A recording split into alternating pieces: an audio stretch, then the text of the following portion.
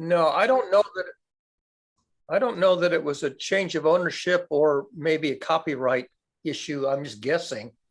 Let me just see if I can find Club. Hey guys, sorry, this is the first time I overslept in probably months. Sorry about that. That's okay, Sam. Thank you for waking up. It was my first guess, so I was guessing right. Shortcut. It's changing its name to Shortcut. All right. They made that announcement at the end of July, and I think it's taking place like in a week or so, or maybe less than a week. Can I just point out how nice it was to hear? I'm not sure, I'm just guessing before confirming it. I love that. Progress for all of us.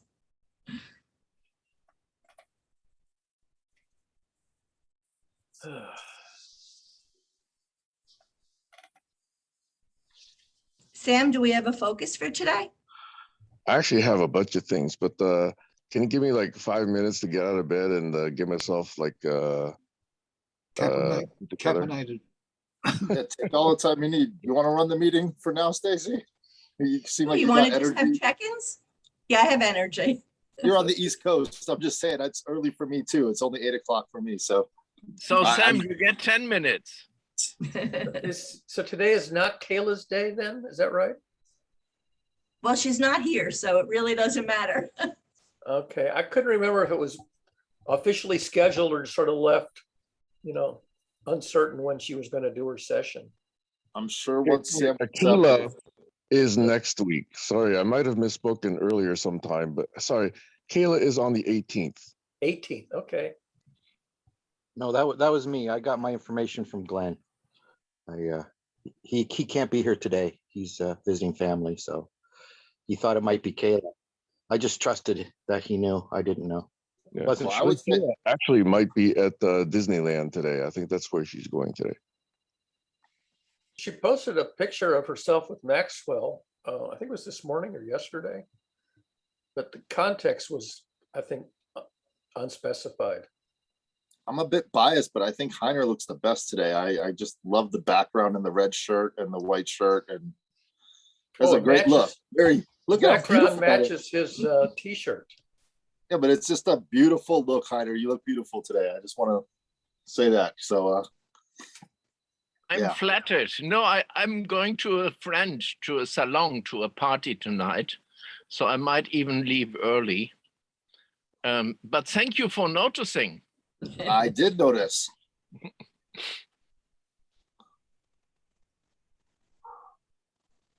Yeah, I'll just say that if I turn off the screen, it's not an indication of anything other than I have to get ready because right after this call, I have to leave as well.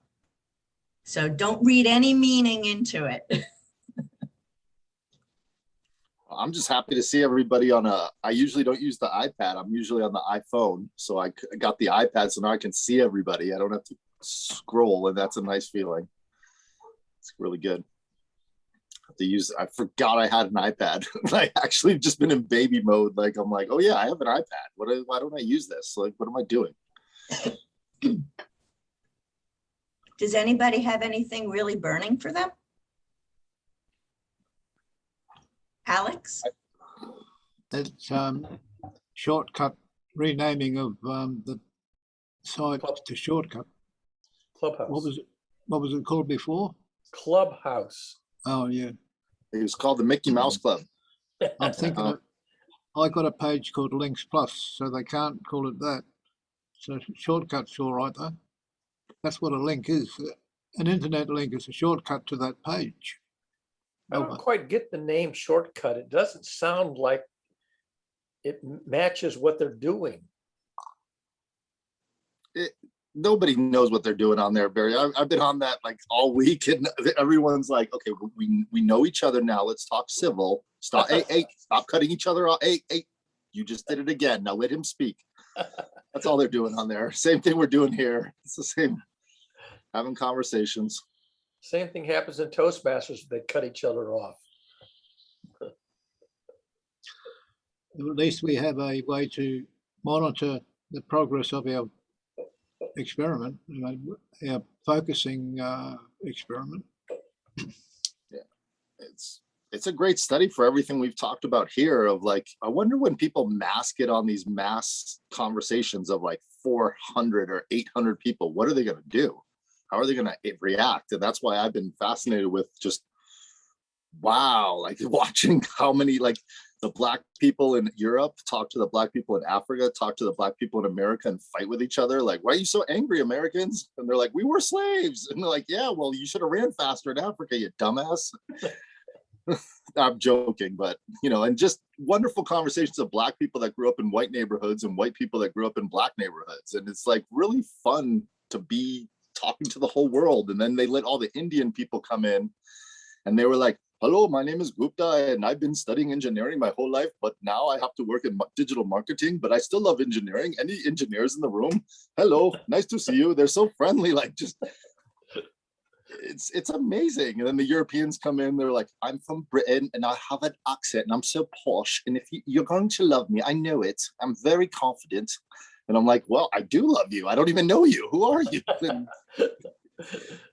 I could go on, but everybody's on there from, you know, Hong Kong to Malaysia to wherever. So it is a fun global challenges collaboration.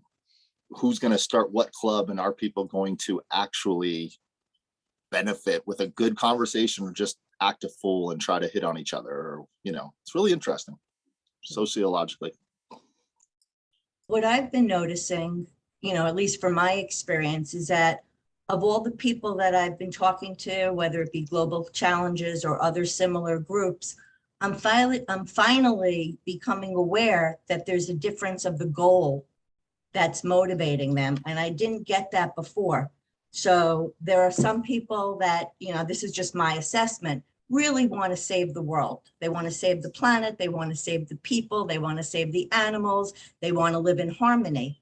And then there are other people that are really trying to find out what other people think, not to do those things, but to sell them stuff. And it's really all about marketing. And I'm not saying that you can't be both. I think you can be both. And I look at Alex as being one of those people who is both. And most of the people that I gravitate towards are people that believe you can be both. But that's really how I'm learning to divide where I spend my time with, because I'm really not interested in the ones that are just looking to make a buck. You know, that's an old paradigm that I'm looking to help shift and change. Heiner? It is not about making bucks only, it is about the ego. And I realized we have developed the microscope and the macroscope, and that's like being in an SIG, special interest group, but also in a GIG, global interest group. We humans can be both. We are not stuck in one filter bubble or whatever. And we have to free ourselves, because our dogma to just look with my eyes on this thing and then we fight because it looks different from the other side is not really adaptable to the problem spaces we are facing today. We suddenly cross boundaries and scales, and so we have to think and act differently. So this was my soundbite for today. I think Alex was next. Okay, thinking about acting differently and the marketing aspect of promoting an idea as opposed to promoting a service or a product or a seminar or a coaching session or a podcast, or, you know, there's so many things to promote once an entrepreneur gets going on the internet, and there's so many tools available, mind-boggling array of free software. But what about saving the world, saving the planet with a group?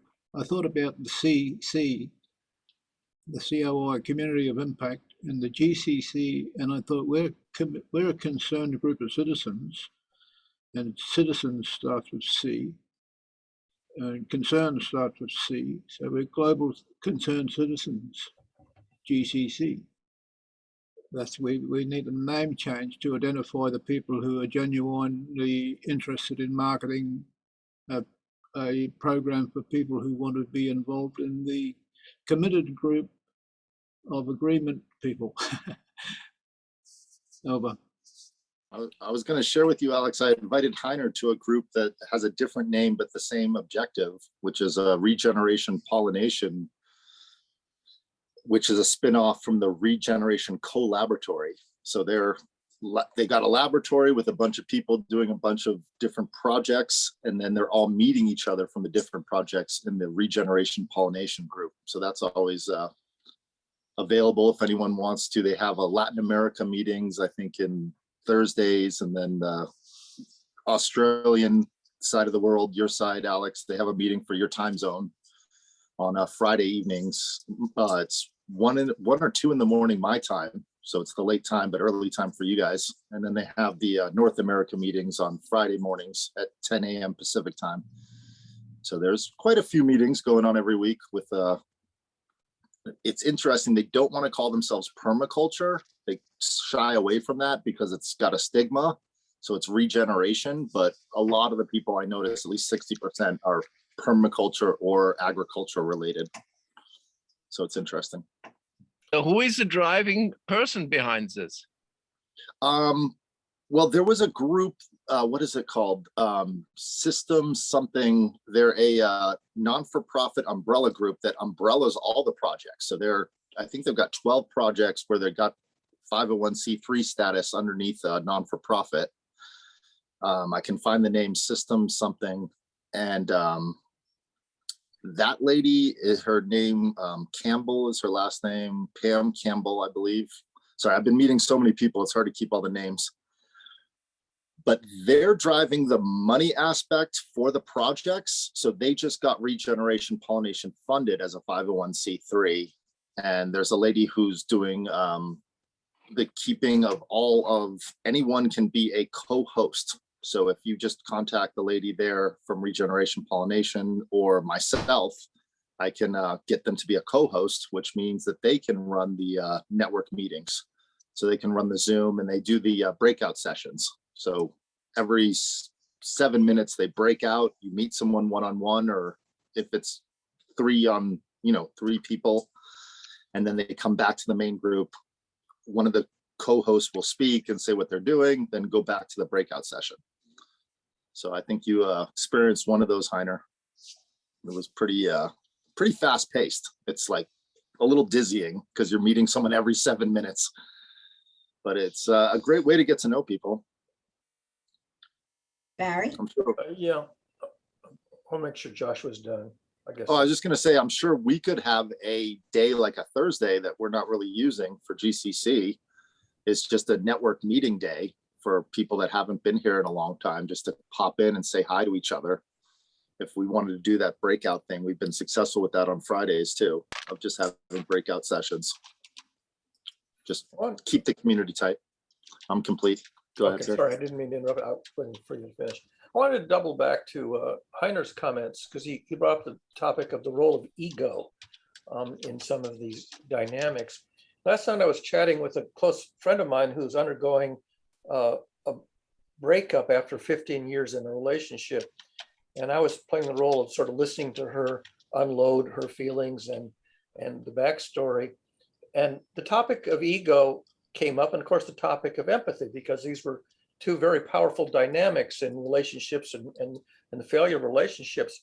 And as we were talking about the role of ego and empathy, it occurred to me that there is a very interesting, and I'll simply say mathematical relationship between ego and empathy. And the observation is, as you gain emotional maturity, you try to dial down your ego. In some sense, get rid of your ego, because ego turns out to be a problematic thing. And my observation is, as ego goes down, empathy goes up. And so empathy and ego appear to be in a reciprocal relationship. And if you want to gain empathy, you have to dial down ego. And if you don't dial down ego, then your empathy level is low. And so, and it occurred to me that this observation, this reciprocal relationship of ego and empathy is significant, but I don't recall coming across it in any literature in psychology or relationships. Has anybody else noticed that ego and empathy are kind of reciprocally related? It's a yin and yang symbol. It's actually quite well taught. I don't know if I can actually put my name or finger on exactly which source, but that's quite a well understood relationship, I think. I don't know if it is well understood. I think we understand it. I don't know that it's well understood. I'm sorry, Alex, go ahead. There's a saying in the recovery program, and it's imagine that the great creator or the higher power of the universe was still called God. Ego. They said ego stands for EGO, edging God out. Edging out the higher power or the belief in a supreme creator of some description. You know, but the simpletons like me, it wasn't a religious deity of a religion. It was just a universal constant or some power greater than me. It could have been a mathematical equation in something without any soul or spirit. Just well, you know, the atheists believe in the freak of nature that created life, but I think there was more to it than that. Over. Can I go?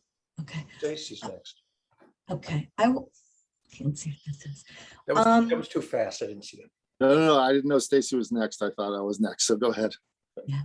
So yes to everything that's been said so far.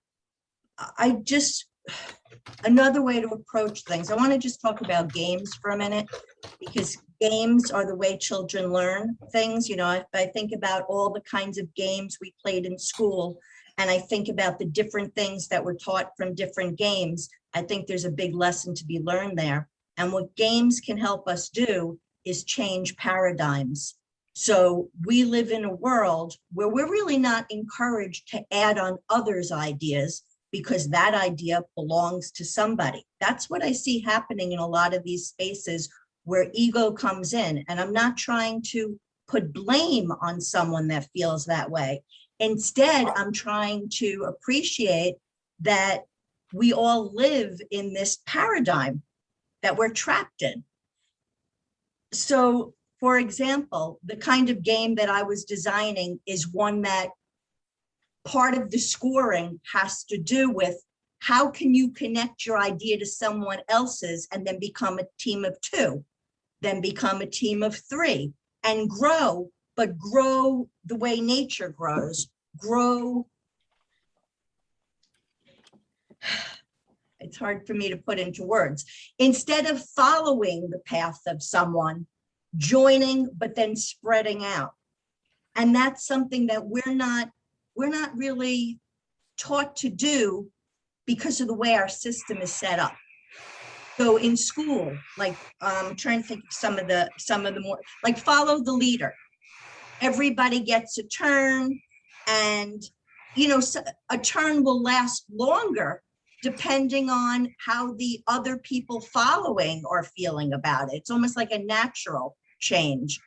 And I think if we looked at, like somebody mentioned on another call that I was on, that as we grow older, we forget that learning and playing and working can all coexist at the same time. And I think that's something we need to bring back. But we have to recognize that we're the learners too. And we kind of have to figure out a way to train ourselves. And I think a game is a good way to train ourselves. You know, we don't want to play the game of Monopoly, which, as some of you probably already know, that was developed as a satirical game it actually worked in the opposite way. So I guess I'm complete for now. Well, I'm never going to be complete, but with that thought. Josh is up, I think. Go ahead, Josh. Well, yeah, I was just going to bring up when you said, Barry, ego and emotion. It made me think of the classical understanding in Western philosophy of logos, ethos, and pathos. And logos being, thinking, and at least the way it's broken down in the little thing I was going to post up is ethos being credibility, logos being reasoning, and pathos being emotion.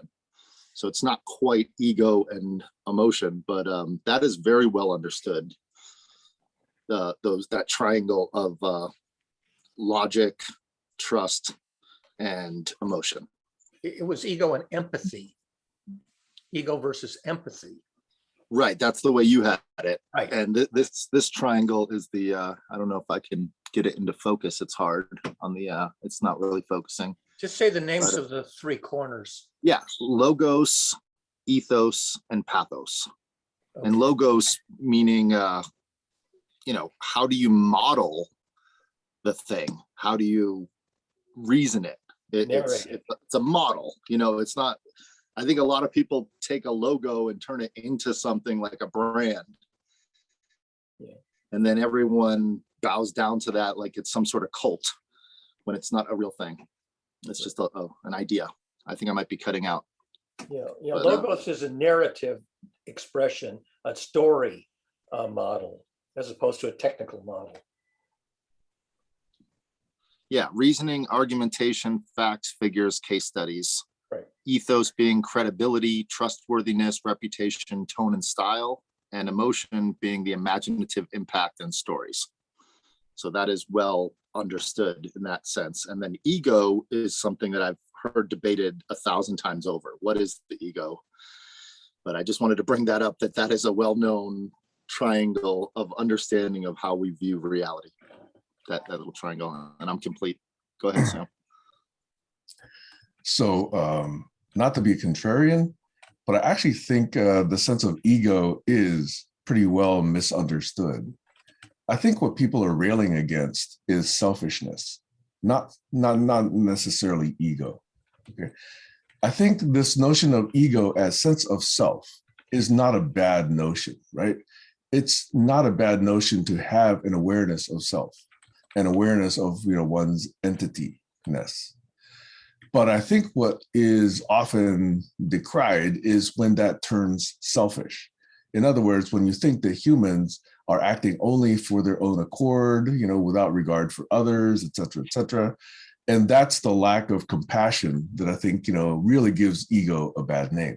But I really think we ought to transition that from ego to selfishness. I think ego is a very healthy notion, and it's a good way for people to actually build up their mental models of the world, is to understand themselves and then to understand others, and then to, lessen the expression of selfishness.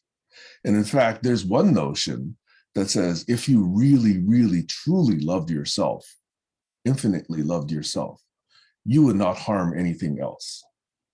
And that notion of loving self, with its implications on how you behave towards others, and therefore the impact on others, is actually quite a good thing. If you really didn't care, like I know there are some nihilists, including in past generations, teens, who when they don't care, lash out and behave in wild and chaotic and often disruptive ways. When that's, conceivably a complete negation of self. If they don't actually love themselves, if they have no sense of self, if they're not acting selfishly, but just wildly, that's also very chaotic and non-productive. So I just wanted to toss that on the table. Over.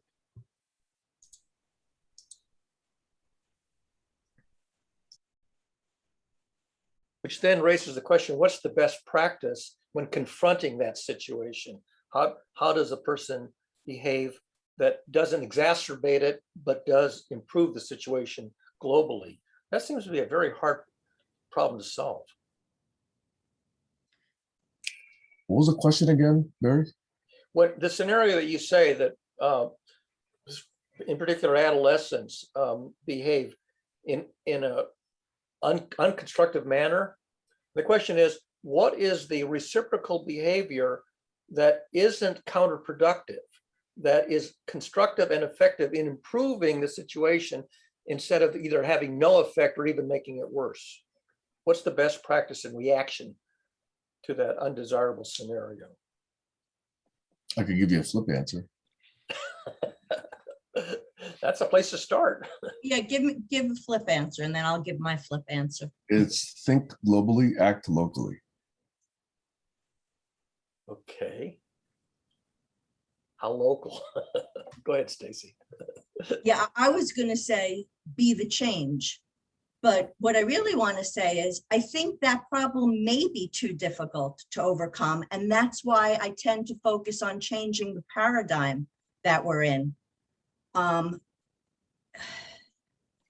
Because I think that will, it would just shift everything the way I see it. For example, I know that when if I'm speaking to somebody that has, a great deal of experience, and this does happen, and there's something I see, they got everything perfect, but there's something I see that I would just switch.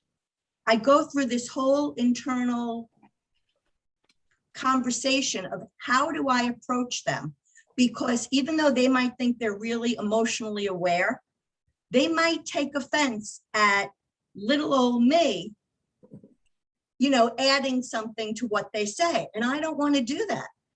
But I recognize that none of us, I think most of us think we are more emotionally advanced or self-aware than we are. That goes for me also. I just think that's the nature of the game.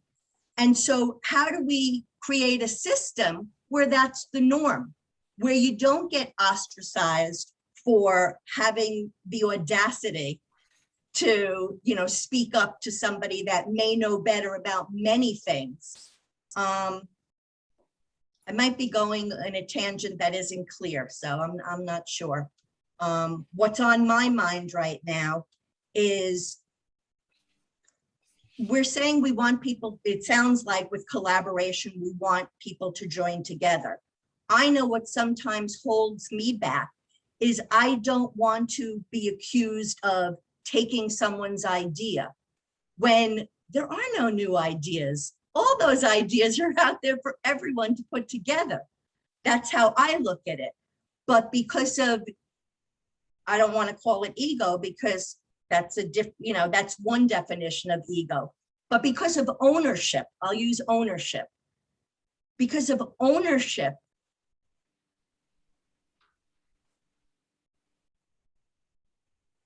I don't know what the etiquette is for building upon someone's ideas unless I'm invited to.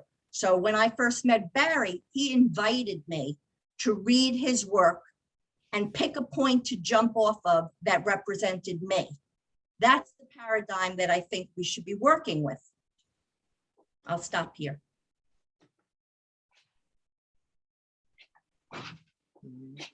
You're muted, Sam.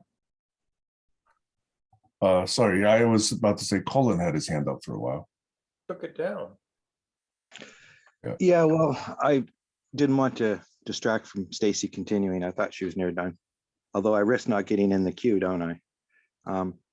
Yeah, the signaling thing is another issue, but not too bad for us. I think that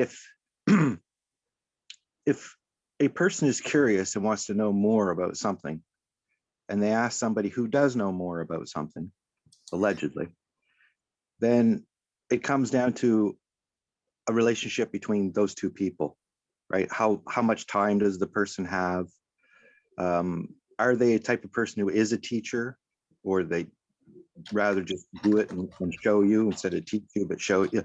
So there's many different styles of transferring that knowledge. But I would say one rule that I follow is that if somebody is completely closed off and they're they're basically dismissing the fact that you might have something to suggest. That's not somebody you want to really be talking with anyway, because they're just arrogant and closed-minded. But there is a point in time when you have to tell the child, you know, after they ask why 100 times, it's like, well, I have to go to work now. We talk about this later. Or so there is a certain amount of satisfaction that may or may not be able to be achieved. And there are time filters, concern filters, capability filters. So it's not just as simple as they don't listen to me, therefore they block me. It's more like, it's more complicated than that. And so I think you have to keep trying, and you have to, I think some of the best questions is, how can I learn more about what it is that you're talking about? And it's kind of annoying when people don't assume you already have done the research. So, you know, you need to have a way to basically show the level of competency in the topic somehow. And if that doesn't progress, the competency of knowledge exchange doesn't proceed, then it could be a wasted effort.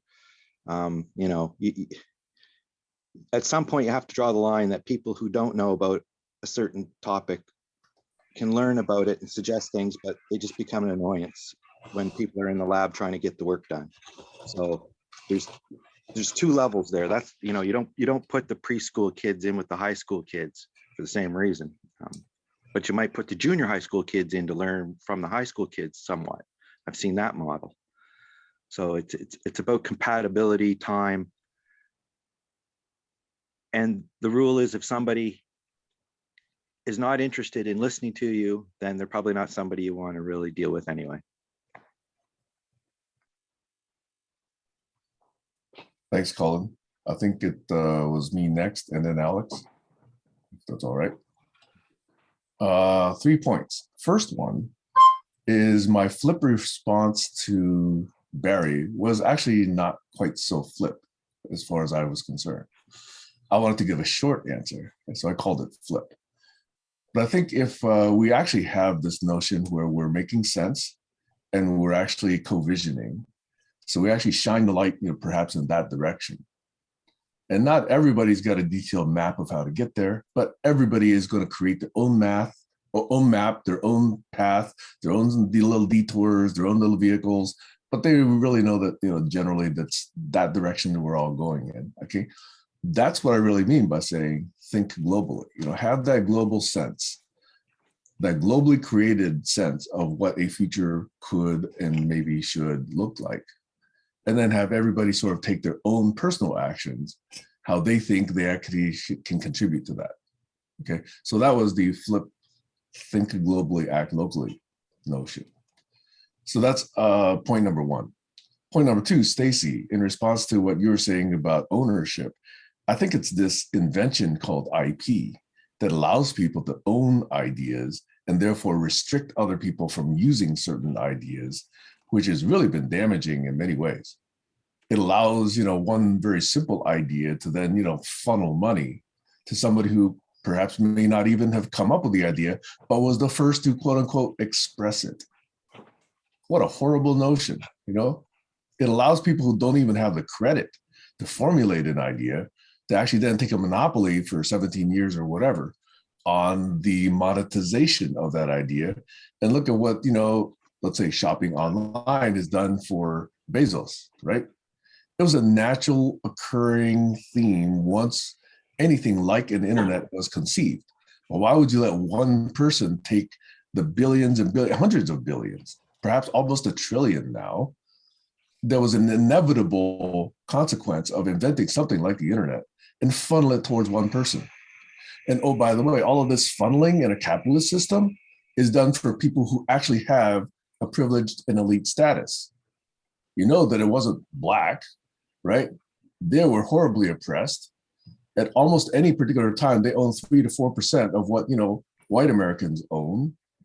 It wasn't likely that that actually be fairly distributed.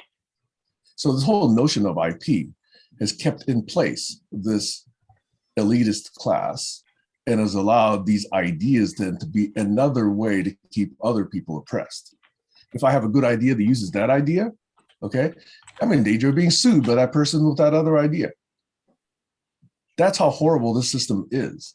So that's notion number 2. We got to fix that, I think. Okay. And that's why this open source notion of the commons, actually, it's not an open source notion, but the open source is a outcome of this notion of commons, which has actually resulted in a very vibrant, very distributed, very collaborative community called the open source software community, which in my mind actually represents the best form of wide scale, large scale collaboration I've ever seen in humanity. Okay, so that's point number 2. Point number 3 comes to something which I actually believe is a either or situation. And I'm going to pose it as an either or situation because it may not be, but to make the point, I'm going to bring it as a duality. Okay. I've often been saying that the thing that I strive for most is truth. But I've often said that the number 1 thing I think we need to do or learn first is coexistence. So in some example that somebody gave just minutes ago, and I'm sorry, I forget exactly who did it. There was an example of whether truth trumps coexistence or whether coexistence trumps truth. And I'm not completely clear on that yet for myself. There might be another thing out there, you know. I thought it might be life, but I thought life, yeah, maybe that goes along with coexistence, you know. So maybe that's a third. But right now I'm going to pose it as a duality of truth versus coexistence. If we're unable to get along, i.e. coexist, do we first need to achieve coexistence before we actually can both strive for truth? Or does the striving for truth by both of us allow us to coexist? And I'm not clear on that one yet. So anyway, those are the 3 things I just wanted to also, again, just lay on the table. Over.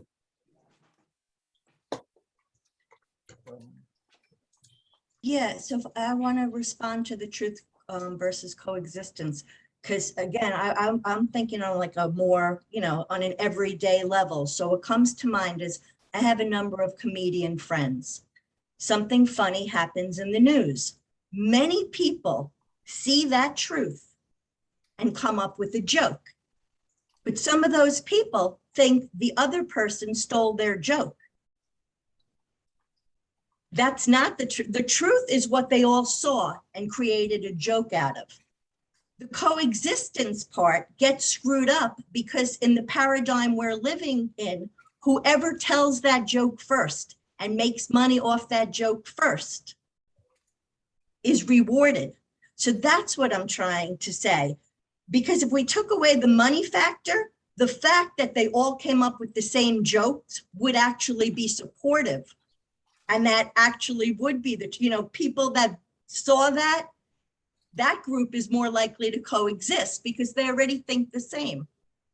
Does that make sense? What doesn't make sense, Josh?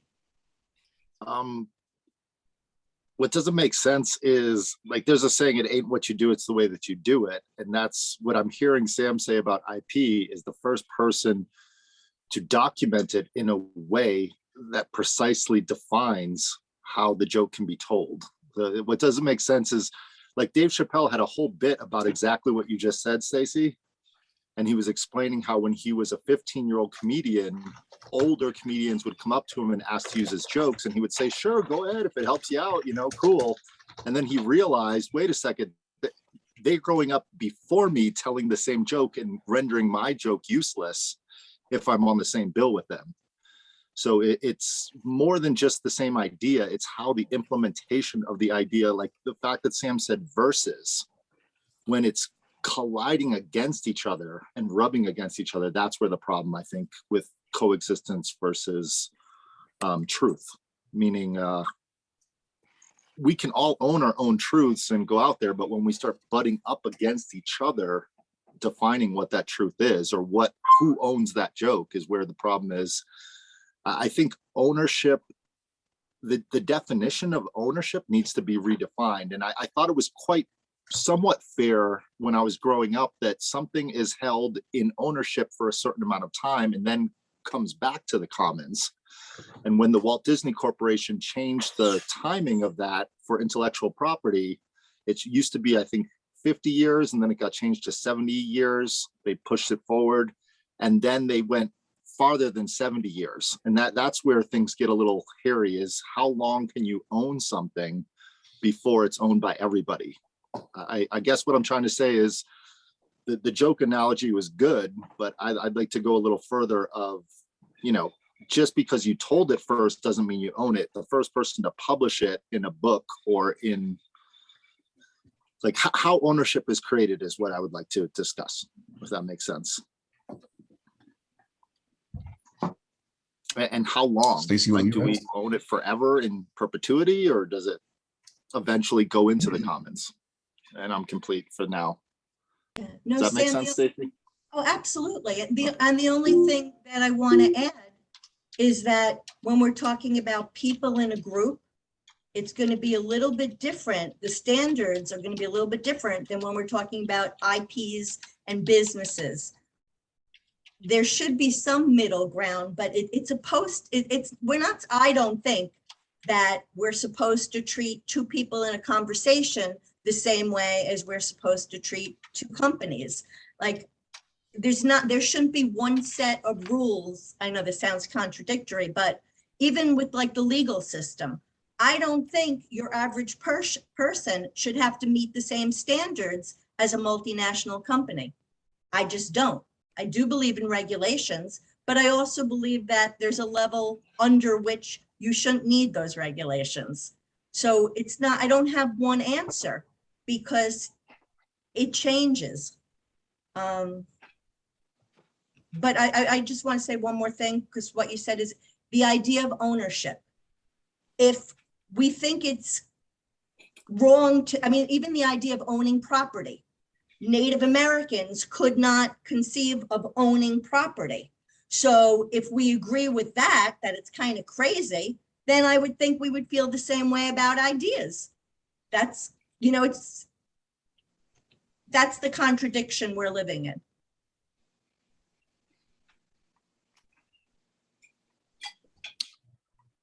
Is it my turn? Yes, I'm sorry. I'm trying to put this down. Okay, thanks, Stacey. So not this last time you contributed, Stacey, but the previous time, do you remember your last sentence that you stated? What was I talking about? Yeah, I was with you for like 97% of what you said until the last 3 words, and now I can't remember. So I should have Well, wrote those down. what was the first part of what I was saying? I don't know. I'm gonna have to review the video and then come back and write some notes on that one. But I think Josh came in right afterwards. So was it? Was it about jokes and ideas? I was just the originator of a joke may not reach a very big audience, and then a prominent person repeats the joke and gets credit for owning or publicizing the joke, and they get the credit for the joke even though they borrowed it from an unsung originator. Well, I wasn't even thinking, but that's not where I was thinking. Where I was thinking is that I'm thinking everybody on the same level getting mad at each other because they're the ones that came up with it first, and thinking that somebody else stole something from them when they didn't. They just thought of it just like they thought of it at the same time. Yeah. It's the exact wording, which is the reduction of the idea to practice. The exact wording is the part that people fight over, not the idea, but how it's expressed. Right. Anyway, that doesn't trigger me. So I'm going to actually say the one other remaining idea that I have, which is this notion of crediting versus owning. Okay. If no one had to worry about going hungry or being clothed or being warm or being connected, if no one really had to worry about that, I think this notion of crediting for ideas or crediting for inventions could have a very different notion other than funneling money, other than providing an escalator for cash into that person. Okay. In other words, if you had, and I think it's a lousy term, this universal basic income term, it's not income. Okay. It's a sustaining level, but it's not to be considered as income in my mind. Okay. If everyone had no fear of surviving till tomorrow, we could actually develop a much neater, much more knowledge and creativity-based notion of, acknowledgement, of accreditation, of recognition, versus just, oh, geez, you said that first, those 5 words, therefore I can't say this without giving you $5, that notion is a sick notion. But there's a healthier notion of actually saying, yes, I credit you with actually formulating E equals MC squared. Okay. Now, if you take a look at Einstein, did he get millions for doing that, even though we generated a whole nuclear industry based on, some of those inventions? Or do we credit, Jenna Salk with polio vaccine, even though, billions of people were saved? This is what's sick about today's society, is we allow this capitalist fundamental religion of money, money, money, money, money to really corrupt the exchange of ideas, adding value to ideas, working together. If somebody comes up with a great idea and 2 people want to take it and develop it, they ought to. It's for the good of society.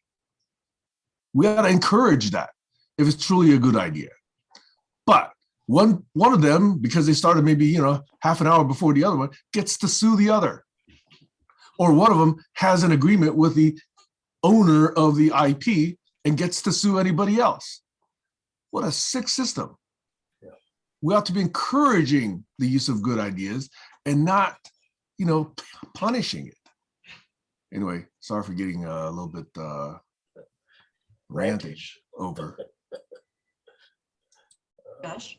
I guess Josh is next. You're bringing up, there's a march coming up on the 24th of September in 30 cities for UBI, but we had a long 4-hour discussion on how we're going to discuss UBI because it is a little touchy subject. The word income is weird, but the best way I heard it is it's not about a basic income for everything, but an idea of having some sort of dividend for the whole of society that doesn't start at 0.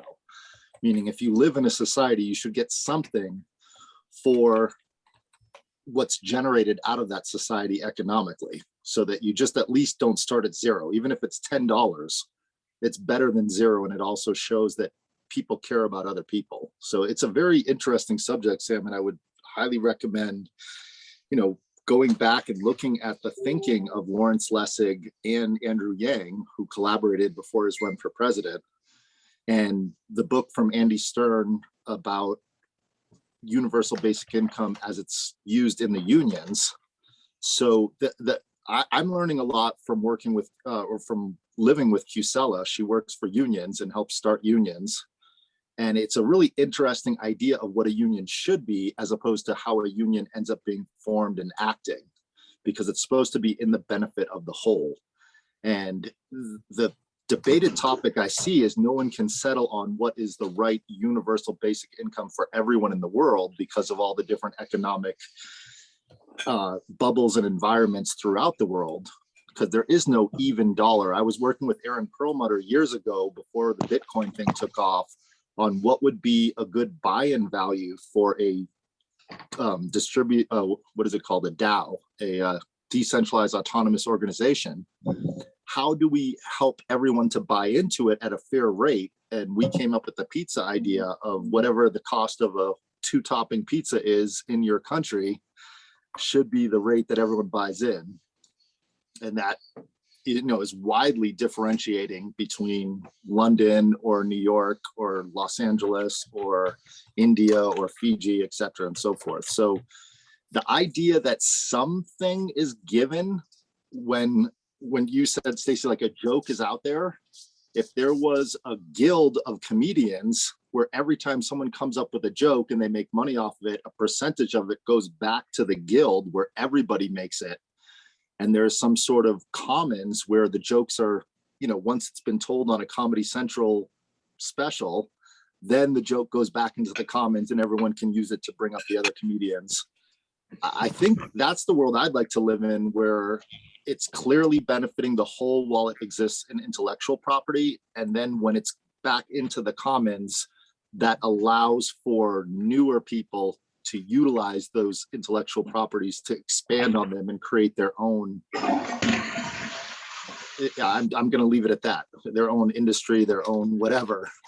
But just the idea of, to me, it's the same thing in this conversation is I have the floor at this moment and I'm talking, and then I'm going to stop and we're all going to contribute to this conversation. And just knowing when the starting and stopping point is, that's where I brought up Robert's Rules of Order. That's the only aspect of Robert's Rules of Order that makes any sense, is that there's a starting point and a stopping point. And without that, it's just chaos. And with that, I'm complete.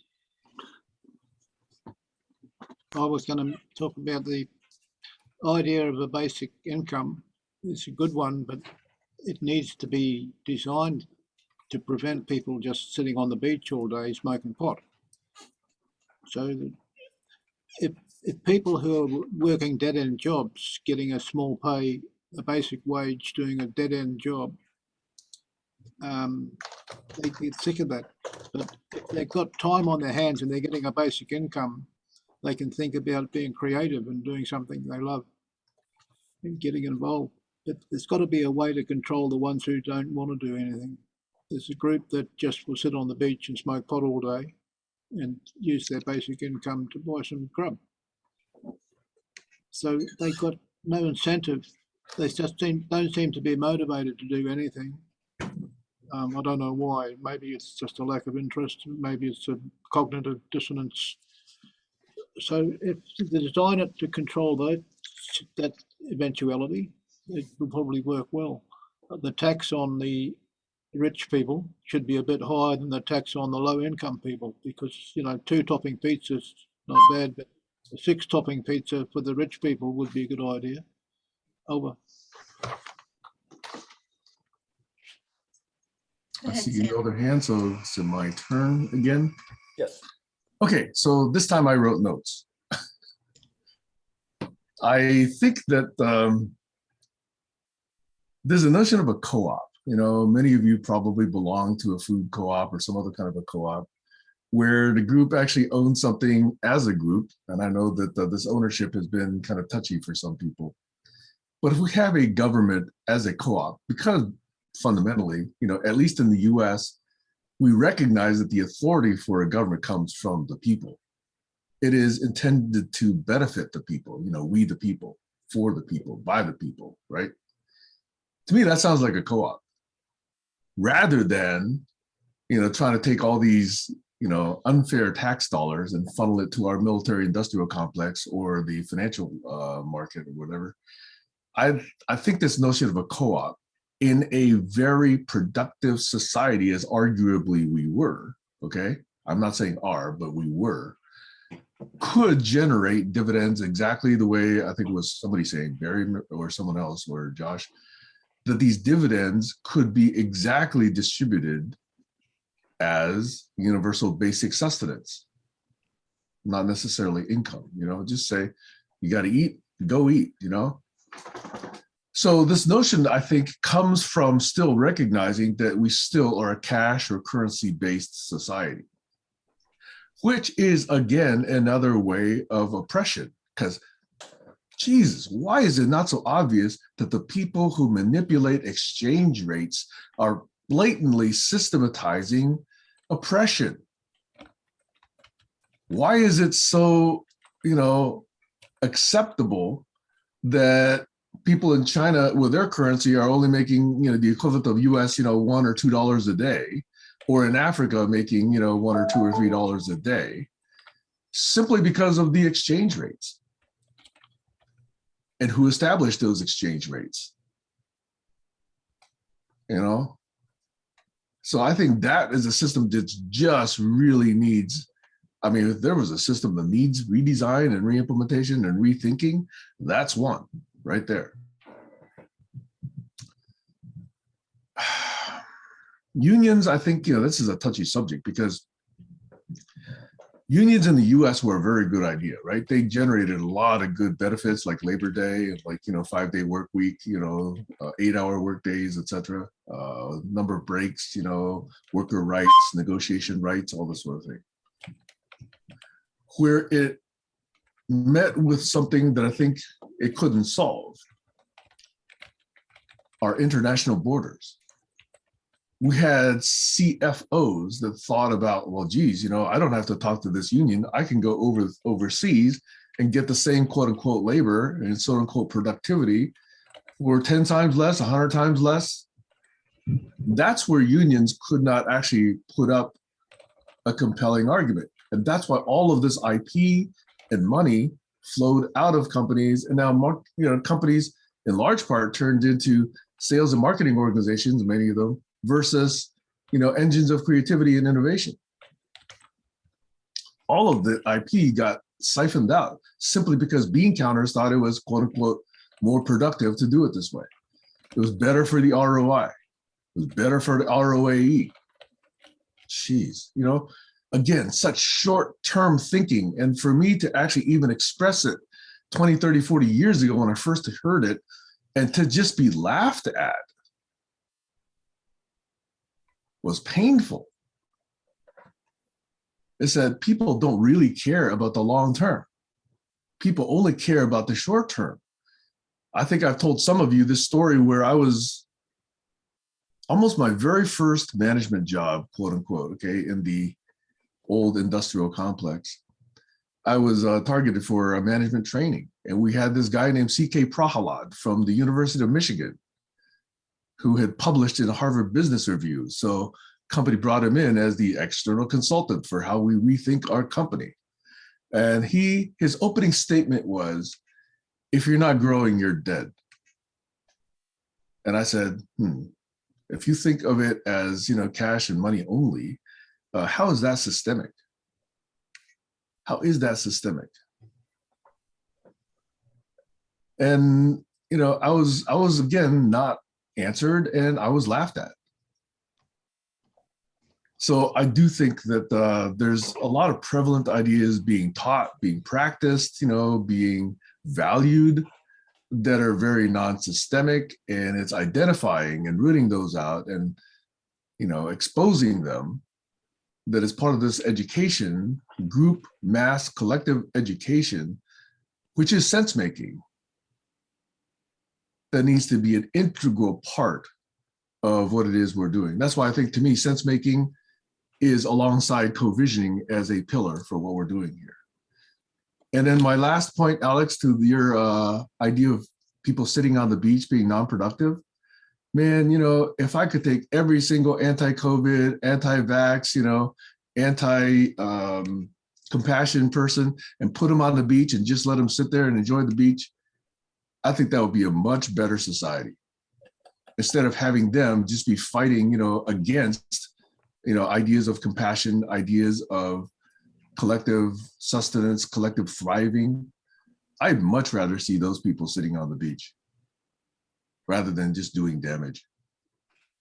So I can extrapolate on that, but I'll just stop there because I've been going for a while already. Thanks. Yeah, so I agree. I agree with everything you said, Sam. And this might sound crazy, but I like to, if we just looked at the idea of Facebook just for a minute, just so that we had, some sort of picture.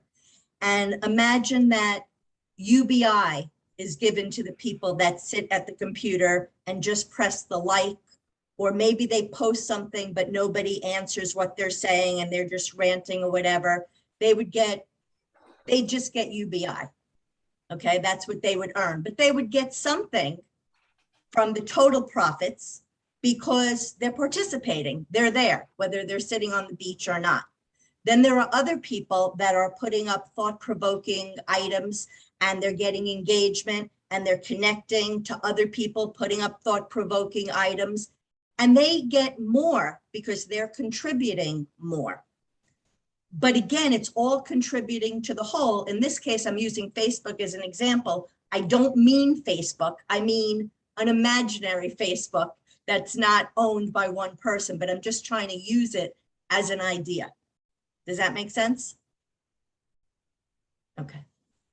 Then I will stop there because that's, again, the way things would be paid. That's what I look at as being how we design the game. So we design it so that the more selfish interactions or the laziest interactions they don't get as much, but they get something because just by being there, they're contributing to the numbers. They are part of the whole, whether we find them valuable or not. But the way one would get paid would be based on the values we want to promote. And those values would be connecting and growing and whatever. And the last thing I want to say is, you said, if you're not growing, you're dead. But that's true. You may have been thinking of it in terms of a business, and so you focused on the negative part of what that would mean. But They were talking about money. They were specifically talking about money. well, but this is what I'm saying. But from a systems point of view, that's a true statement. So how do we remember that that's a true statement and still design around the things that concerned you about him using it for business? That's what I'm trying to say. Okay, I think it was Colin, then me, then Josh. Yeah, I keep hearing the ideas, like I'm glad that Facebook was brought up, but I don't really see how the analogy fit. And even as Stacy was going on, she says, well, you know, that's not really, I don't think she thought that was a great analogy. But this all, there is no common person, and there is no common definition of better. What we have are global cultures. And within all those cultures, there's a whole spectrum of diversity and capabilities. I think we already do have people earning more from being filtered. I think humans filter between people who can form sentences and make sense and people who can't form sentences and make sense. They just get filtered. So what I think we're looking at is the extremes. Can we build some regulators? And, you know, I think government job is to enforce regulations so minorities don't get trampled upon. And people who have a good idea and it goes exponential don't become a monopoly. And the people who have maybe can't form sentences still get to participate in a happy and productive life of some sort, be it on the beach or be it watching the trains go by, right? Some people get great pleasure out of watching trains, I guess. So to think that there's a we that we can design around, I think money has provided us that perfect interface where that individual can decide what they want to do with that value that they've extracted. What do they want to do with the salt that they've grabbed? Managed to hold on to. So that's their choice. And some of us might not agree with what they do with their value. And that's why we have politics. And there is no we, there is no the better, but there are, I do think there are things that we can agree upon. And it would be nice to find those. And those pillars, I think, that Sam's talking about are great things that we could, I think we could use those and mentors that focus on those things. And then we could have some productive conversations with some real examples. And I think, Sam, what was that you mentioned again? The one you thought, the system that could be redesigned, the exchange rate or whatever? I didn't agree with the that. international, I don't understand it. the international arbitrage, the banking system. Monetary fund. Yeah. Yeah. It's not just the IMF, it's the larger picture, the entire system. Yeah. Going back to its non-government roots. Yeah, the Anyway. extremes that are outside the boundaries that everybody has control of. So global collusion, and then what we have are conspiracy theorists who say, well, they're all against us. And it's just, yeah, wouldn't it be nice to have those conversation tools so we That's no longer a conspiracy theory. Yeah, there you go. See, so there's truth in everything, and how it gets, I think that's what Stacy was saying. Even if it is true, how can you use it to get the right results? Because optimization might not be the best solution. If humans were completely optimized, then that would mean there'd be no days at the beach, maybe. Or they'd figure out if you gave them some days at the beach, they regenerate and work better. It depends on who's doing the thinking.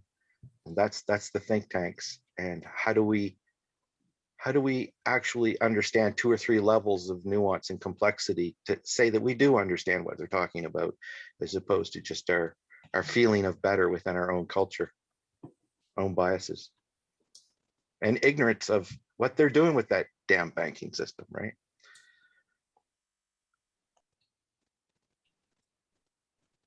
Okay, Thank you. thanks, Colin. Are you done for now? Yeah, we could go on forever, but let's stop there. I believe it's me and then Josh.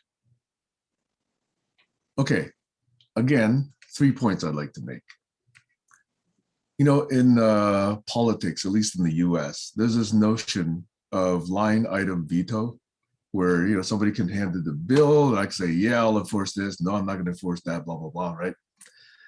So I was thinking, geez, what if I had a reverse line item veto as a citizen? Okay, suppose I was presented a whole list of all the various different government departments, whether it's health and human services, or whether it's housing, or whether it's the interior with forestry, with preserving the natural resources versus the military versus whatever. Okay, and all of the government organization and line items were presented to me with their current budgets, what they actually did. And then, I had at the top my quote unquote tax that I owed. Let's call it $10,000. Okay. And if I could then, in a reverse line item fashion, say, okay, I want $5 to go here, I want $20 to go there. Military, I'll just give them $1.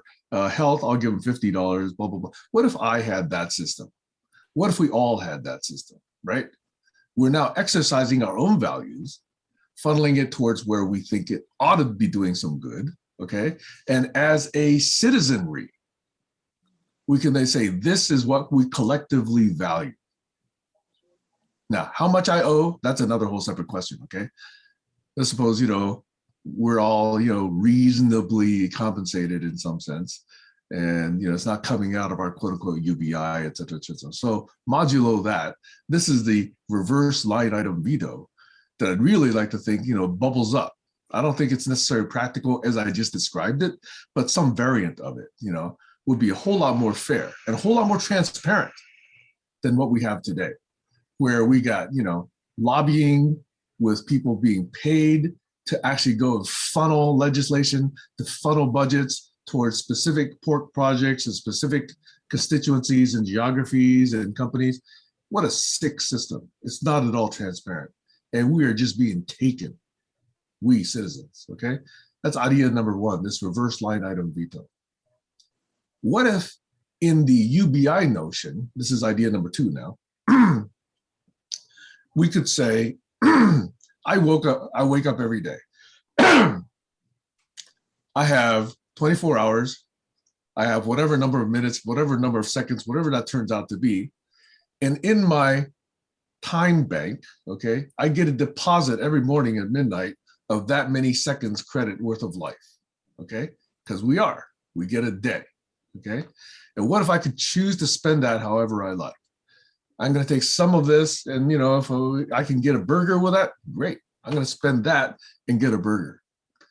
And if I take a little bit more of that and I can get a book, fine, I'm going to do that.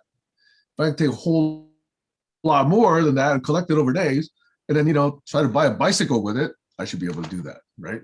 And every day I get that deposit into my time checking bank account, okay? Wouldn't that be a whole interesting way of looking at UBI? Wouldn't that allow me to then say, hey, I exist, I live, I want to live life according to the way I want to express it, whether I want to buy art supplies for my creativity, or whether I want to buy another, monitor for the software I'm writing, or whether I want to buy more seeds for the garden I'm growing, I get to do that. And it's all based on, here's my new day's worth of deposits. and I can spend that day how I like. That's idea number 2. It's a reverse time card notion. Okay. Idea number 3, and this is directly related to Stacy. I think Stacy did to me what I did to somebody else. I think it was Heiner. Okay. So I took the notion of ego and said, hey, we really ought to split out, a part of it that's really not that unhealthy. And let's call it, something else. Okay. And I think Stacy did that to me. I was giving a story about this guy, Prahalad, who was saying, if you're not growing, you're dead. Okay. And he was specifically talking about cash. Top line, bottom line, cash. Okay. I do know that in certain contexts, this thing makes sense, but it was precisely to make the point. Okay. And Stacy correctly, I think, indicates, hey, there's an element of truth to it. It's not all bad. Okay. But the way in which it was actually being applied was not productive, though. It was not systemic thinking. It was not evidence of systems thinking. It was not evidence of asking the what if at the boundaries. And that's why I wanted to make that point, okay?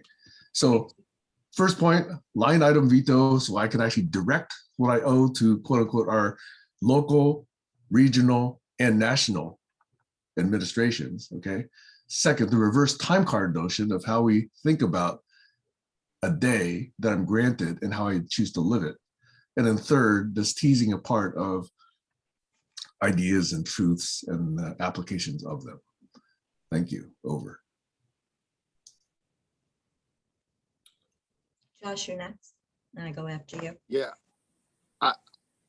I'm listening to you, Sam, and it makes logical sense what you're saying, except for economics is like the opposite of logic. When you start studying economics, and the one thing I noticed when that gentleman said, if you're not growing, you're dying, at the time he said that was probably 10 to 15 years after we changed the very idea of economics in America and scarcity, because we realized that there was a scarcity of gold, and basing our whole monetary system on gold would no longer be feasible.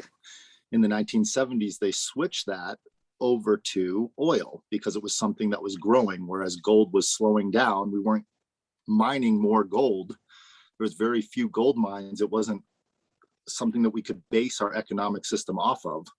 And I do think moving forward, we need something else to base our economic system off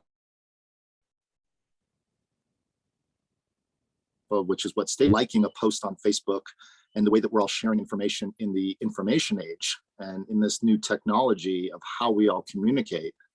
So I think before we can even create a systemic system, we have to redefine the idea of scarcity and a society that is no longer based off of oil, especially now that the industrial military complex of America that is ruling the world right now with 800 military bases is based mostly off of oil. But I do believe that they have new things to base the economic system off of that they're not sharing with the rest of the world. Meaning there's nuclear powered submarines, the government is doing, amazing work on algae powered this, hydrogen powered that. There's a giant industry for cold fusion, which is called ITAR, which is a group of many nations trying to create energy from fusion at a level that is not nuclear powered, but at a completely different rate. And I think how we define economics moving forward is really the key. It's no longer a 1-to-1 ratio like you're talking about with that veto line item and this equates to that. It's a little more complex than that because of these bubbles that are created, like the housing bubble, the Bitcoin bubble, right now the chip shortage is creating a bubble that there's only certain people in the world that can create silicon wafers at an exponential rate. And that is slowing down. All these supply chains that are slowing down, I think, are because of it's based on oil. And in the 1980s, the reason he said if you're not growing, you're dying, is because if you watch the monetary wealth of the world, right when it hit the 1980s, it just went and jacked up at this super sharp curve. So that's why he said it at that curve. If you're not growing, you're dying. But when that curve levels out a little bit, like in 1988, when we had the junk bond crisis and Michael Milken and all of that, it went and then shot back up again, and then it's here and shot back up, and it's all borrowing against a future that nobody can pay for. And that's where economics gets a little tricky, is because someone's got to pay the piper. So at some point, if you're not growing, you're dying. Like you said, Sam, you pointed out a very clear fact that systemically there'll be a point where it has to crash back down. And a lot of people are ego driven, where they don't care about the future generations of who's going to have to deal with that, because that's after they're dead. So fuck them. And that's what I see as the problem, is we're not looking 7 generations ahead. And that's why what you said, Stacey, was so poignant, is that Native Americans don't believe in ownership, not because it doesn't work. It does work for so many generations. But if you look at the history of any civilization, after a certain point, it has to crash down if they're not looking forward at least 7 generations ahead. And I think that's the problem with economics, is it's not based on a longer time period. And we have to look at, what if information is the new oil of the next century, what is the century after that? What is the one the century after that? What are we going to base our value system off of? And if we don't have that foresight, that systemic thinking that you're talking about, Sam, it's going to be very difficult to create a regenerative system that will work exponentially till we become a space-faring civilization or a type 1 civilization, where we don't have to worry about energy anymore. We don't base it off of electricity or oil or generating energy. We base it off of something else. And I would hope that in this intelligent group, even if Barry's sleeping, I need his mind awake. I'm just trying to wake up Barry. If Barry's sleeping, that's fine. But we need the type of thinkers that we have in this room to think 100 years into the future, which is why I kept asking this group to create a trust that will be around. And this conversation will continue with different faces 50 years from now. And they're thinking another 150 years into the future. And that's what I'd like to see, is some sort of think tank that goes on with 7 generations as the core value, not what we think today, but what might be useful to society later. And I think that economic system would be beneficial if we can come up with that. That's my challenge to the group today.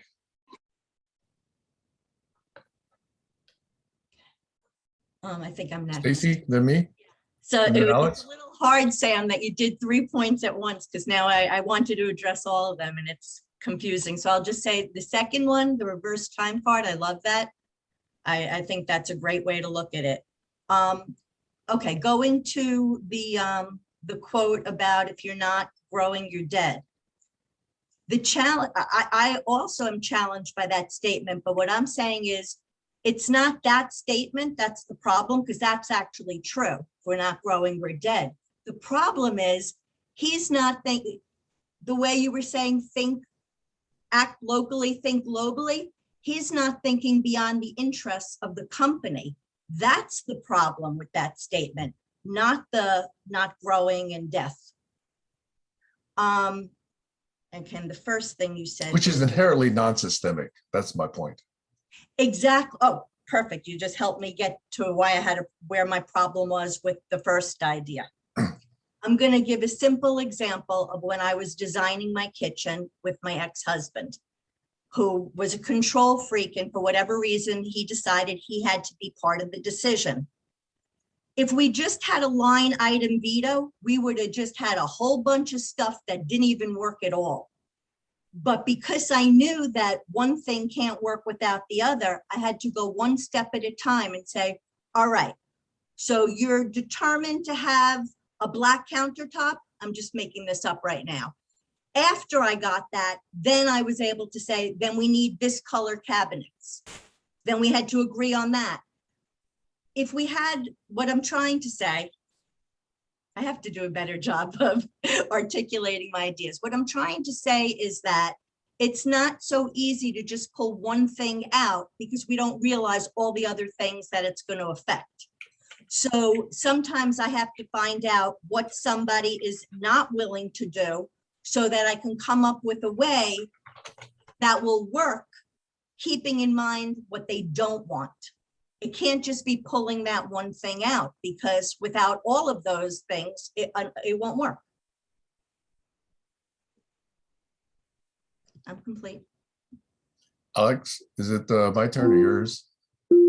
I forget. I don't know. I just wanted to show people my background from the Charter for Compassion, because they've got some good ideas on how to collaborate for the benefit of the extended community, and sharing resources and ideas. Over. Did you put the link in the chat? We can refer to that later. Thanks, Alex. Then I believe it's me, then Heiner. Is that okay? All right. Okay, point number one.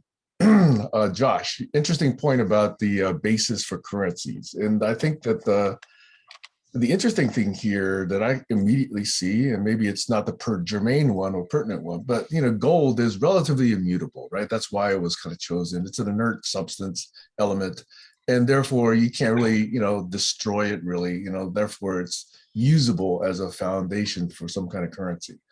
Interestingly, that is not at all the case with oil, right? Raw crude, gets burned, it gets dug up, it gets mined, and there's a diminishing supply of it.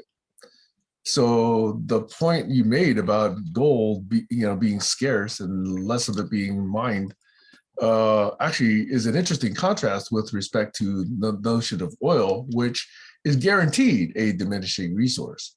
So I don't know the basis of that decision quite so well, but to me, that sounds like there's got to be something else to it. Versus choosing something which can be a sustainable, stable basis. I think it's a matter of control, and I think it all goes back to who controls what and the source of what. So that's point number one.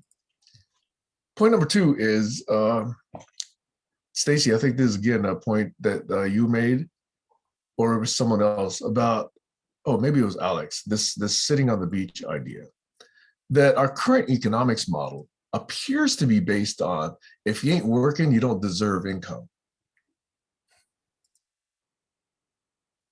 And that is a horrible basis for building a system based on humanity.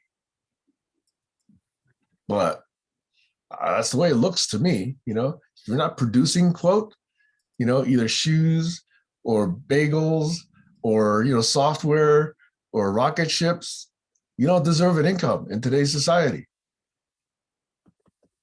So this notion of hooking our own future, our own life to production for something else is a very interesting notion, which I'm hoping we get to rethink. Which gets on to the next point, which is in response to Josh's, which is economics really does reflect the time that it's quote unquote operating in. So if you value certain things, you're going to invest in those things, you're going to reward those things, and those things do change over time, as you correctly point out. So we always have to have a model of society where we can rethink those fundamentals. And right now we don't, okay? And we certainly don't do it in a transparent way, and we certainly do not do it in a collective way. And there, I think, is a problem. Then the next thing is this whole notion of transactions. There's pricing, and then there's value. Pricing is static, fixed at the time of a transaction. Value could be zero at that point. It could have a whole lot of value to me 3 weeks later. And the value of something for me may be completely different than the value of that very same thing for someone else. So this whole notion of transacting and flowing currency and goods by price alone is a very faulty model. I'd rather think in terms of necessary flows rather than fixed price transactions. Okay, so that's another thing I want to toss on the table. So I think all this together does suggest, as you were saying, Stacy, I think I already made the initial caveat that, hey, this reverse line item veto has to be tweaked, because I know that there are those connections and interdependencies that are really required before this actually can work, okay? But I myself can actually think of ways that can work. I was just trying to get people a way to think about it differently. so that we could actually participate differently rather than just a single, 2-second push of a button vote that you do every 4 years, to every day allocating where your 24 hours, your 3,600 minutes, blah, blah, blah, whatever that turns out to be, gets spent by your local government for schools, by your regional, whatever for, funding education, for national level for funding, standards and technologies and research and defense and that sort of thing. So you can decide and you can see the benefits of going high, going low. And as we all do this together, we work out what we jointly and collectively value. By the way, that's also fundamental to global sin. Anyway, I'll stop there. I keep going for a while. Over. I think it was Heiner next. Okay, so I go next. I hope Josh is listening, because I wanted to refer to his point about 100 years future. This is very central for me. But my experience is there is no future. There are only many. And one to predict, it's not possible. So all these ideas just give us a long view. The big picture is not working if we are not creating it. So, for example, under the Director General of the UN, they're now trying to establish a new commission on strategic threats. What are the real dangers to humanity where UN could help? Again, creating a filter, a balloon, some experts being aware of predicting the future. It cannot be predicted. And so it is not clear what kind of technology will come after oil. Is it really nuclear? Is it solar? It is ecological. So I think this was a very important point of mine. And the other, oh yes, I think Stacy mentioned URL. It's the unique resource location of an object, like a user in the internet that has a data.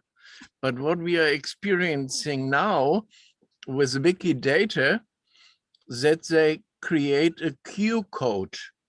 That is a code giving every issue a unique code, which can be translated then in any languages. But this is very, very dangerous, because living things are not objects. And I think someone said, we are not a collection of objects, but a communion of subjects. So all this, how do you say, dump, dangerous thinking, you can give it a name and then you have it under control. It's not working. And so what we are experiencing here, we are reducing ourselves to just giving objects and the Internet of Things just a location, and not the living sphere and space and fields in between. And if we continue with that, well, let me just say at the end, I have to leave. If we could discuss this Q code, and especially what Sam or Barry has to say about the Q code. The founder of Q code said, why did you say Q? Well, it's the first name of my wife. So you see how deep such naming is, and how deep the philosophy is in just trying to give it a resource location. Over.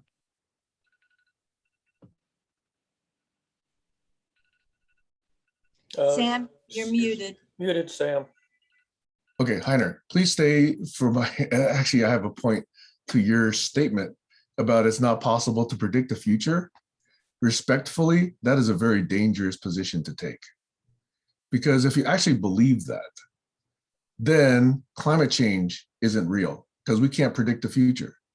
Vaccine eradication, epidemic eradication is not real, because we can't predict the future. So I think it's a very dangerous statement to say it's not possible to predict the future. Okay, we have to be more nuanced than that. We have to say we can create the future. And we have to have models that will model what could happen in the future. And as long as people don't come back with a standard stupid response of, oh, well, all models are imperfect, we can at least say, hey, if you do this, this will increase. If you do that, that will decrease. That level of modeling is generally pretty good. Okay. Now, once you get to the third, fourth, fifth, sixth, seventh order effects, yeah, it's much less easy to predict. But first and second order effects are easy. In fact, that's why people think so linearly. Okay. And that's why those linear models are so faulty. It's because people take a single idea, they extrapolate along a single dimension, and they say that's what's going to happen. And that is inherently non-systemic. So I know the point you're trying to make, but that statement itself is extremely dangerous. I really wish you would stop using that statement. It is not possible to predict the future because it gives justification to deniers. Heiner Banking says it's not possible to predict. Therefore, who are you to say? That is very, very dangerous. We can find the common ground. There are many futures, and we really have to create them. We have to put effort in it, and they are very unpredictable. And all these extrapolistic approaches are not able to show we will be in 100 years here or there. We can give trends. We can look into our values and the intercouplings and the leverage points. But I'm definitely not a contrarian. So don't put me wrong. And I see the danger of being quoted in such a dangerous way. But I have to leave. And I think Barry is doing a power napping. So no, he's not. Anyway. I'm sorry, I was up till 3 o'clock in the morning providing empathy to my friend who was in the middle of a 15-year relationship breakup, and I didn't get any sleep. I got 3 hours sleep overnight. Okay, we can discuss this further, Sam, and also about this Q code, what Wikidata is doing in trying to bridge languages and cultures. Okay. Well, I'm going to take this opportunity, since no hands are up, to just make one more statement, which is approximations are not false simply because they're approximations. If we still try to co-create the future in a way that we all want, if we try to redesign economies in the way that we all want, if we all try to sense make in the way we all want, they're all approximations. Science is an approximation of truth. And to keep coming back and saying, well, it's wrong,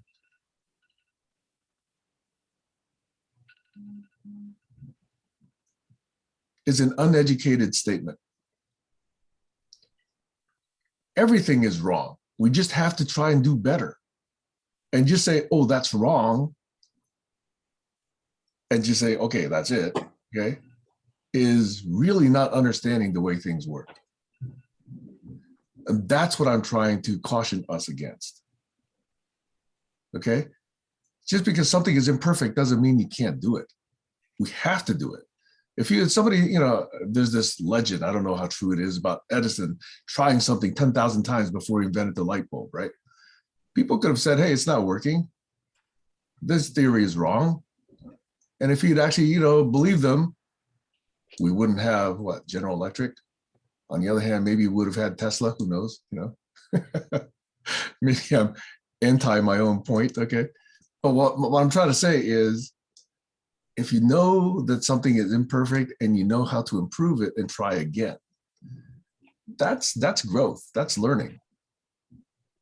And so I really don't want to hear personally myself, this is wrong, or this is bad, or this is imperfect. That's just a very limited, I'll say it's a dumb way to respond. Over.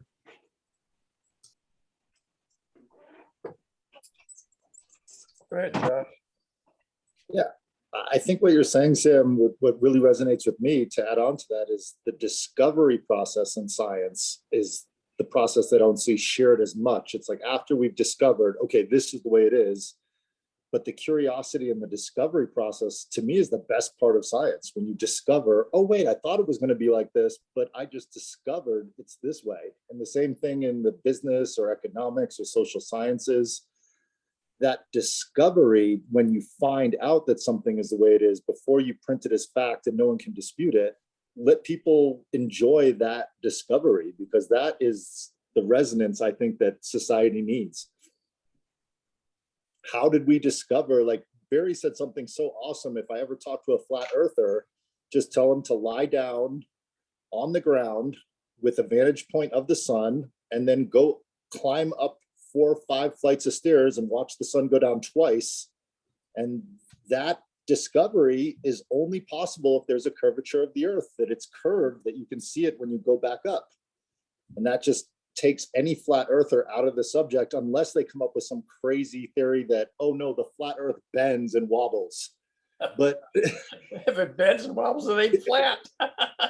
There you go. That's so taking all of these things where people think it's a certain way, well, go discover that. Like that's what I was asking the group to discover, how we came up with this non-regenerative system of economics. And in the 80s, when they said trickle down, that was them saying, let's borrow from the Central Bank of London, take our non-governmental agency that is the Federal Reserve, which is not a governmental agency. They don't tell you that part. And then let's print more money off of, and this is the other part they don't tell you, the people of the United States of America were bought and sold as a corporation, and they have 2 different identities as citizens of the United States. One is their legal debtor identity, and then the other is their sovereign citizen identity. And then there's multiple identities of legal frameworks of laws they have to work under, which is maritime law, civil law, blah, blah, blah. They don't tell you all those things. They don't tell you how the game works, but they make sure that you know that if you don't pay your taxes, you go to jail. And that is the power over in America that they're doing to the citizens, with a gaslighting of, you're free, do whatever you want, it's totally fine, until we tell you that you have to do this. But until then, you're free. Until we tell you you can't have an abortion, but you're free, you can do whatever you want, until we tell you that you can't, because you can't do whatever you want unless you have this stipulation. And that's the structure that I think needs to change, is really understanding, how did we get to this systemic problem? And I think Sam brought up a really good point about the bean counters figuring out that they didn't even need the citizens of the United States to make the system flow. They could get outsourced labor from other countries. And that's where I think things went wrong. And that was a lot in the 80s and in the 90s, when they outsourced every bit of manufacturing, every bit. Call centers went to India, went to the Philippines. I used to run call centers. I've hired over 6,000 people in call centers, and trained personally over 2,000 people on how to answer a telephone and make a living for yourself and your family.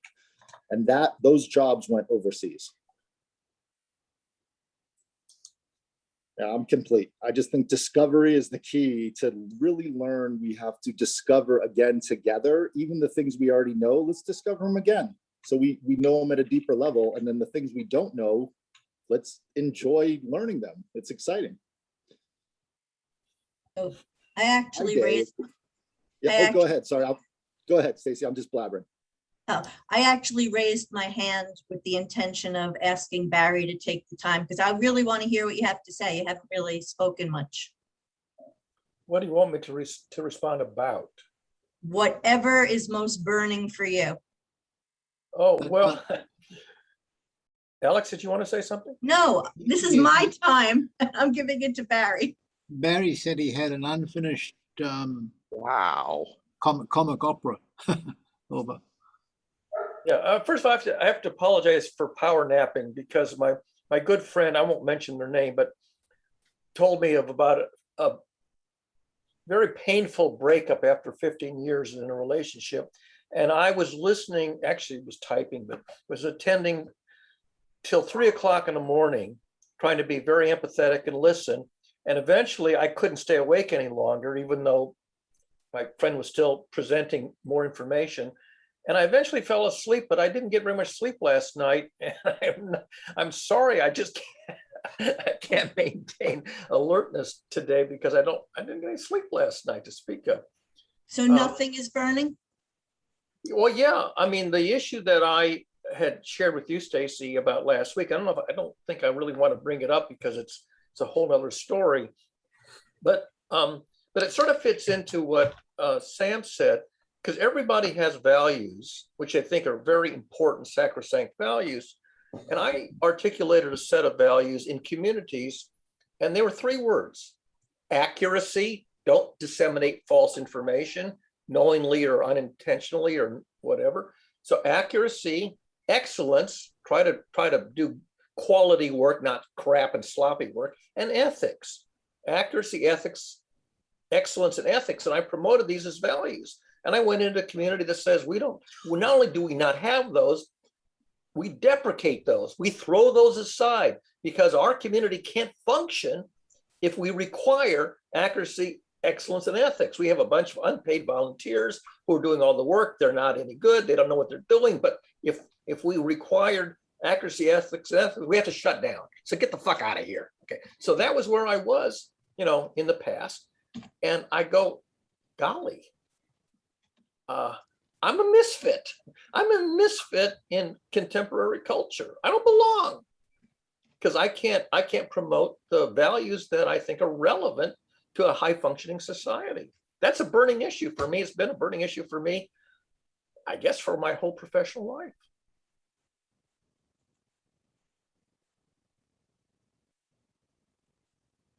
Alex? Digesting that 3 points Barry mentioned: accuracy, excellence, and ethics.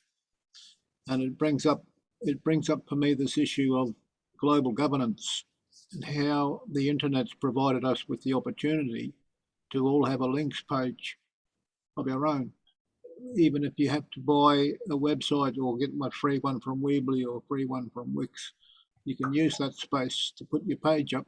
You can use WordPress, you can use Facebook, you can use any number of avenues of platforms to get a page up or a document up that's a links plus document that says we are the internet. We are people who share a common interest in global governance, and we want to see national borders respected, but we want to see the lobbyists removed from government positions where they're influencing legislation that's taking us over the edge of the extinction problem with climate change. And that means we've got to stop going to war with other nations and start to clean up our act with international diplomacy and whatever else comes to mind, because that gives us the accuracy, the excellence, and the ethics that are required if we're going to get the humanity out of the mess it's got itself into. Over. I want to go back to Barry's point, and I put in the chat because I question whether it's a community, whether in that case, but it could be in any case, it's the community who disregarded the values or one person who had status within the community that hijacked the decision and reflected as if those values weren't important, which leads me to what, like when Joshua was talking about the think tank, my thought is, well, who's going to be in this think tank? What about all the voices that don't make it to the think tank? Which brought me to what Sam was saying about how certain things aren't valued. And that made me think of the role of women in this society, in every society. There's a reason childcare gets paid less. There's a there's always, we hear all these stories now. I know some movies have come up recently where they talk about the woman behind the man.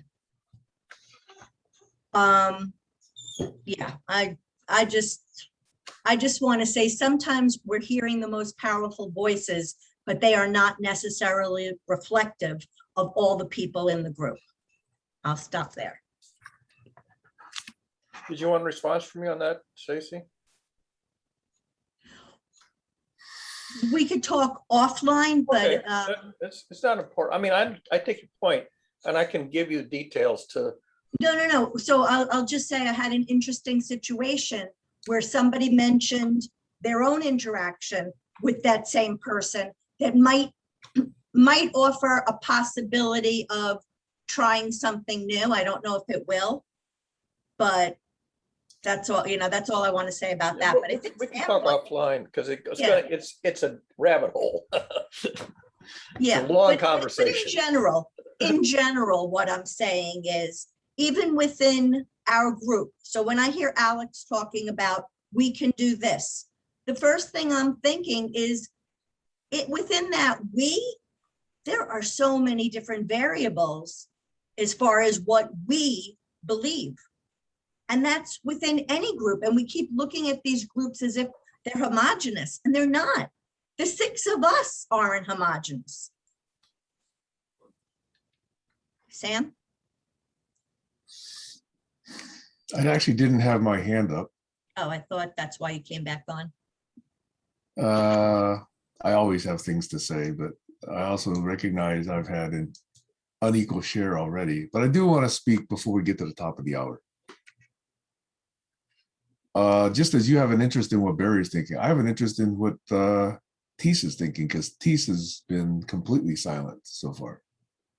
Yes, I was silent. So, but I'm just thinking about how to make it a reality. So I just put in the chat that yesterday I was volunteering. So we were eating with 22 people, 2 cooks, all volunteers. So small amount of money to be paid by all attendees. So it's nice. So having a group of people then working together one day a week, this is only for say being together. It's having a terrace. It's done by volunteers. The people that own the building, they live there, and they open the garden, they open the terrace, they facilitate. So that's that part. And in the summer I was in area, say 150,000 square meters. People allow volunteers to come and help to make that area habitable. So I was there one day. So I see, okay, that's a group of people, and they are going to arrange housing eventually on that territory. So then there's a group of people working together for a common good. And so that's what's happening. So it's, and then, well, if it's UBI or not, it has to evolve. So by doing. So it feels like UBI to have 22 people eating one meal together. I mean, well, someone is vegetarian, so he has a problem because there was meat in the food today. So maybe we can cater for that one person that dislikes to eat meat. So we have to see if we go diversify. But there is just a question to give a small amount of money. So it's €3.50 for as ask for as gift for the meal. That's all.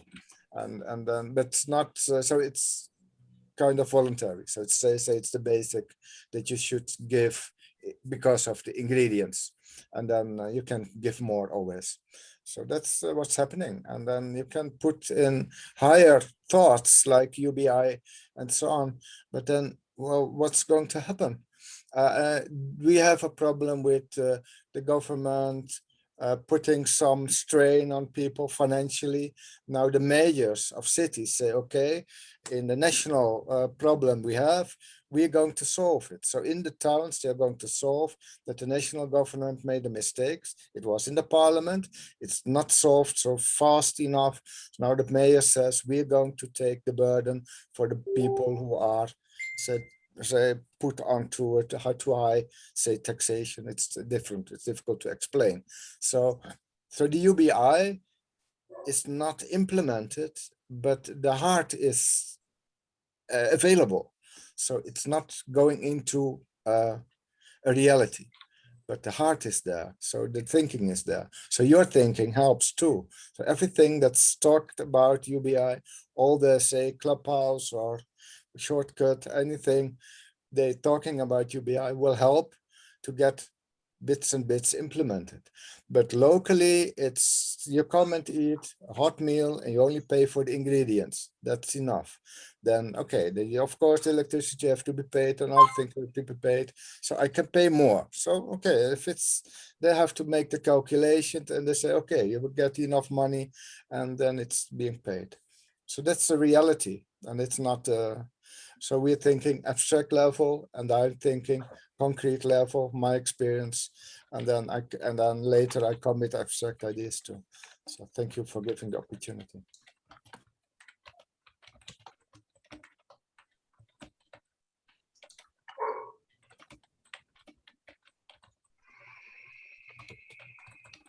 Well, if there's a lull, and it's just about before the top of the hour, and I will definitely, by the way, don't get uneasy. I will let this thing go. I'll let this thing roll. But I just wanted to do my own wrap up again. And I'm going to go through the list of debrief questions, and then I'm going to answer them for myself. Okay. So the list of debrief questions, and I know this is long, but I think there's a reason for it. Okay. Did we focus? Did we stray inappropriately? Did we stray appropriately? What was the context? Was moderation effective? How could it have been better? Did I or we learn anything? What did you take away from this session that has meaning for you? What would you like to see go into our shared collective memory from this session? Was sense made? Was my own vision augmented? Was our co-vision augmented? Was movement achieved towards coexistence? Was my memory augmented? Was our collective shared memory augmented? What did we co-create, if anything? Were agreements proposed or adopted? Did I agree to take specific action? And if so, what and by when? Were triggers handled appropriately? Was anyone overly verbose? Was anyone not heard that should have been heard? Did I or we have fun? Are there too many questions? So with the permission of you all, I would like to take a pass through this. I'm not going to answer every single one, but just very quickly, okay? Did we focus? I don't think there was an established focus at the beginning. So did we stray inappropriately? I don't think so. I think we strayed appropriately today, okay? In the context of global governance, of fairness, of truth, etc. Was moderation effective? I don't think I actually did any moderation other than just look at whose hand was up and try and, fix that order. But I think that was about it, okay? I learned a lot, actually, because what I learned was how to express certain thinking in new ways and sort of coagulating them in new expressions. So I actually always get value out of these things, okay? And so my takeaway from these sessions is, I'm going to go back and review those segments and then, try and write those up. And I always have an intention for reuse, but sometimes that reuse doesn't happen for quite a long time afterward, okay? By the way, Colin's tool that allows us to search these videos is actually quite useful. So I'm looking forward to having that at our fingertips. I would love to see those little quote unquote tidbits or gems go into our shared collective memory from this session. And I think we did make a lot of sense. We did understand a bit more about what each thought about economics and people and motivations and governance. So in my opinion, that was yes. Is my vision augmented? Yes, because I crystallized in a number of these ways. Co-vision, I'm hoping so, but without shared memory, I can't really say. In fact, I'm more dubious on the co-vision. Was movement achieved towards coexistence? Not a whole lot, but I think, sense making is always a step towards that. So I think in that way, it is. Was my memory augmented? Yes. Ours? Questionable, okay? I'm not sure we co-created anything, but we have some seeds for, reassembly. Were agreements proposed and adopted? I don't think so, okay? Did I agree to take specific action? I don't think so, but I just did say for myself, I'm gonna go back and review some of these snippets and then hopefully write those up. Did I agree to take specific action? That's the thing, okay? Were triggers handled appropriately? I don't think anybody got triggered today, as far as I can tell. So it's a vacuous statement. Was anyone overly verbose? Yeah, if anybody, it was me, okay? So I'll just cop to that. Was anyone not heard that should have been heard? I think at the last minute we did try and hear from Barry and Teese, but that was a small effort and late. I don't know, maybe sufficient, but that's my reflection.